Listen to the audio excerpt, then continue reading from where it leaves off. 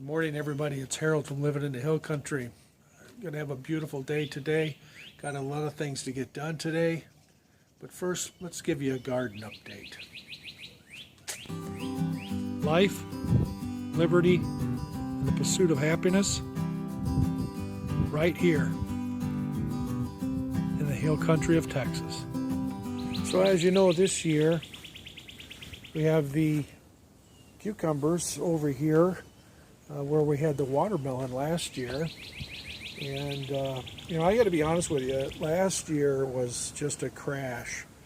It got into May, it got in the 90s, stayed above the 90s and 100-degree weather, and just had a failure as far as a garden. I just couldn't keep up with it. But anyway, this year we're going to give it a good fighting chance, and I decided to put the cucumbers over here, let them trellis. You can see that they're perking right up, taken right to the ground. We're going to get this ground cover put in around them today. But anyway, that's how they're doing so far. So let's get over to the other portion. So on our walk over to the other portion of the garden, you'll notice the cannas that we've planted here, and they are in full bloom. They're just beautiful. And I think they look pretty good right by that tree. We did last year put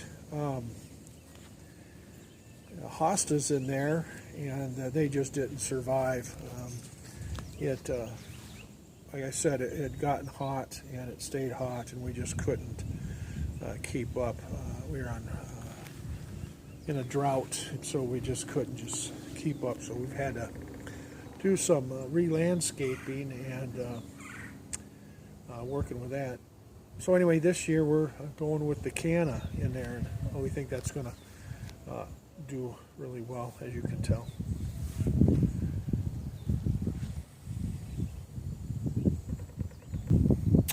So let's go ahead and get started over here.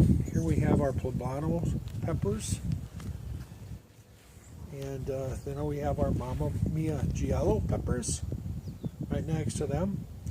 And then of course we have our strawberry bin there, our raised box of strawberries. I'm going to have to get some ground cover, I guess, on those before they start shooting out strawberries all over the place, so that I don't get ground rot on my strawberries. So we'll probably work on that today, later on today. Ace 55 tomatoes. Okay, next to them we have the Marglobe tomato, doing well. And then the one that's really taken off is the Floridade tomatoes. They're going to be throwing blossoms here real soon. You can almost see them, I think, if I get up here right and zoom in a little bit, maybe. I can get zoomed in on them. Going to be producing some blossoms and strawberries pretty quick there, or tomatoes pretty quick. And here we have the Super Sioux tomato. Those two plants as well are doing really well. And then next we of course get to our beefsteak. And look how hardy those plants are. Just the recent rain and warmer weather has really helped these plants start taking off. And then we have, like I said before in my other video, 2 containers of beefsteak.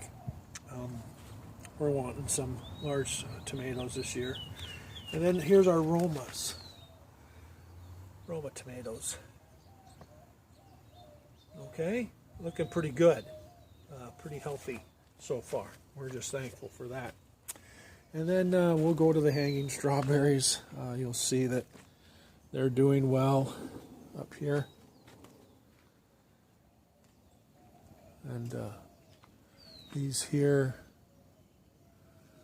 are putting on some beautiful blossoms there. Going to be throwing some strawberries. There are hanging baskets. These are our marigolds. They're starting to bolt up a little bit there, so they're starting to wake up a little bit more. So then we have our potatoes, and we're going to be harvesting those here in about 2 to 3 weeks. It's about time to harvest them. You'll notice here, I don't know if you can see that area down in there, they've started turning yellow. Down inside there, I don't know if you can see that. But these will may flower and then die off, and then we'll be ready to harvest them. Our red onions that are planted around the exterior are doing all right. I think that they were planted probably in the wrong spot because they are being shaded by the potatoes, and so they're kind of limited in their growth. So anyway, we've learned that probably wouldn't have been the best thing to do to plant those by the potatoes. So here's our corn here in this raised bed. Doing really well. I've went through and reseeded, I guess you can say, as you can tell, because of some of the smaller plants here, there, and then on this side over here, this was planted a couple weeks later, or a week or so later, after I planted those 4 rows there.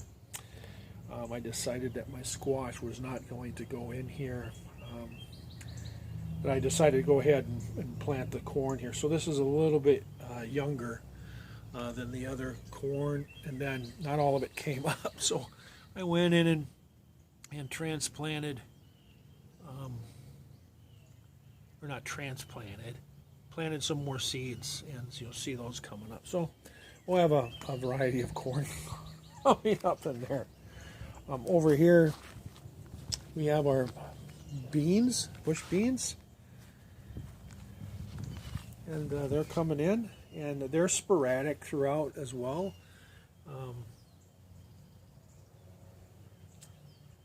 I had to go through and plant some more seeds. Our carrots over here failed us. I don't know if I buried the seeds too deep and they just didn't germinate, or the soil was not warm enough, fast enough. So we went through and we just planted some more beans in this area. We'll let them get up and running or growing, and we'll just have this whole raised bed of bush beans. Okay, so now let's take you to the other side of the shed. See what we got going over there. So here we are coming back here, and the recent rain, of course, has filled up the rain barrels really well. So we got 210 gallons to use here. But anyway, here's the area back behind the shed. It's an in-ground garden, and last year, nothing here. I just let it sit, do nothing, and I just made a mess of it. And so we're kind of struggling this year with getting that in-ground garden going, but it's going. Come in here, tilled it all up, and got some corn planted here. Now this corn here is I believe 2 weeks older, or excuse me, 2 weeks younger than the corn in the raised bed, and it's coming up, doing well. I can see I need to do some weeding. The weeds really come in here, and I think that not only is from weeds blowing in, but also from when I I dumped my my lawn clippings in here, and I think that's where that all came from. So I'm going to have to stop doing that if I want any type of in-ground garden back here. So anyway, here we have the yellow crookneck squash growing there, as well as here and here. Looking really well. Here we have the Charleston gray watermelon. We have black diamond watermelon. And we have sugar baby watermelon. And yes, I'll answer your question before you ask it. This will be basic ground cover here in a few months. This will all be covered with vines, growing watermelon and growing squash. Hopefully it'll just cover this whole area and just go crazy on producing fruit for us. So we're really hoping. So let's go ahead and pull this weed out of here.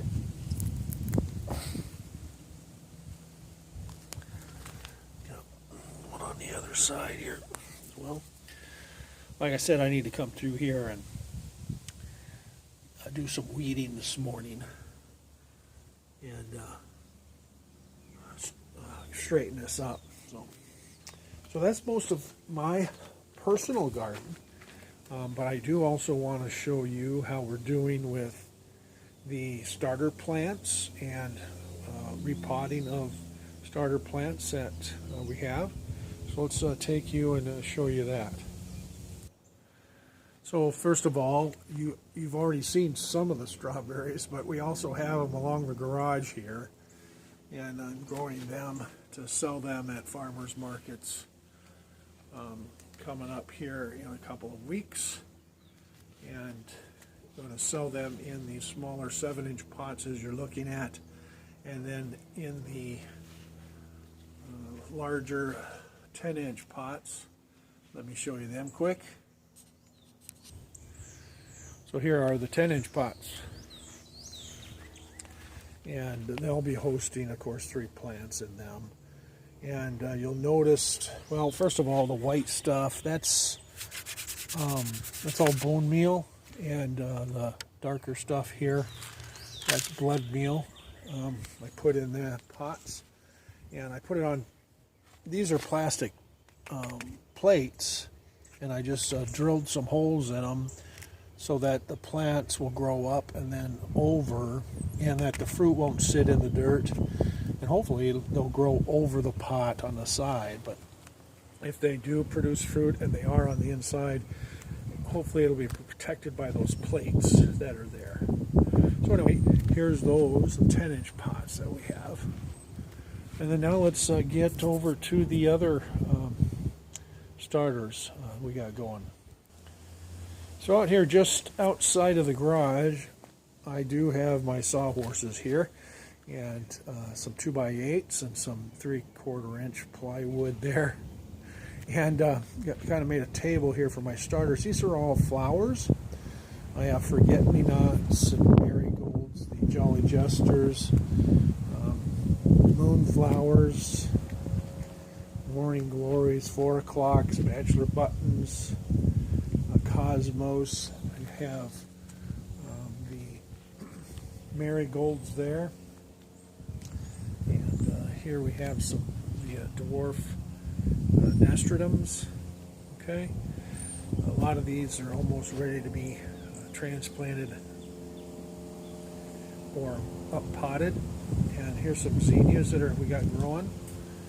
But the idea is to create flower baskets, and it's going to be my first year really of growing any type of flower or my attempt to grow flower and create flower baskets, and hopefully be able to sell them at the farmers markets or to private parties, whatever the case might be. All right, so those are looking pretty good, looking pretty healthy, and Now we'll show you some of the other starter plants that we've had going as far as vegetables is concerned. Yeah, hopefully you can see this. I might have the sun kind of shine me out here, but you can see the starters I have going out here in front of the garage. And these are all the tomatoes that I've started. I just haven't been able to sell yet. I've had 2 different sales, and I've done really well, but I still have these tomatoes, and I have 6 different types of tomatoes that I still have. Yellow pear, Brandywine, beefsteak, Romas, and I've repotted them from the 4-inch to the 6-inch cups and then up to the 9-inch, and I've put little trellises, as you can see in there, to help support the plant, to protect it from wind and the elements. And you can see they're doing really well. These yellow pears are really just taking off and looking really good. And you got some really meaty stems on them. Really good. Anyway, I have 2 different types of okra growing over here. Clemson spineless and the Louisiana green velvet okra. Got that transplanted into the 6-inch pots from the 4-inch pots.